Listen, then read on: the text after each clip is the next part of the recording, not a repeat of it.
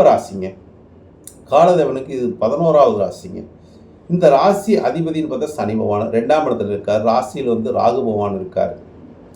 கும்பராசிக்கு வேற 7.5, அதாவது இப்போதான் ஜென்ம 7.5 முடிஞ்சு குடும்ப 7.5 நடக்குதுங்க. இந்த குடும்ப 7.5 மூலிமா உங்களுக்கு ஏதாச்சும் பிரச்சனைகள் வருமா அப்படிங்கிறதையும், குடும்பத்தின் மூலியமாக பிரச்சனை கண்டிப்பாக உண்டுங்க. அப்போ இவங்களுக்கும் பிரச்சனை உண்டுங்க. ஏன்னா கும்பராசிக்காரங்களுக்கு உடல் ரீதியான பிரச்சனையும் கொடுக்கும், மன ரீதியான பிரச்சனையும் கொடுக்கும், ஒரு வாகனத்தில் போனாலும் பிரச்சனை கொடுக்குங்க. இது மாதிரி எல்லா ரூபத்திலிருந்து பிரச்சனை காட்டக்கூடிய ராசியாக கும்பராசிக்காரங்களுக்கு இந்த காலகட்டங்கள் அவ்வளோ சிறப்பு இல்லைன்னு சொல்லக்கூடிய ஒரு தன்மை இருக்குதுங்க. இருந்தாலும் உங்கள் ராசிக்கு இப்போ சஞ்சாரிக்கக்கூடிய இந்த மாதத்தில் சஞ்சாரிக்கக்கூடிய கிரகங்களை வச்சு பார்க்கும்போது சூரியனும் செவ்வாயும் 11ஆம் இடத்தில் இருக்காங்க.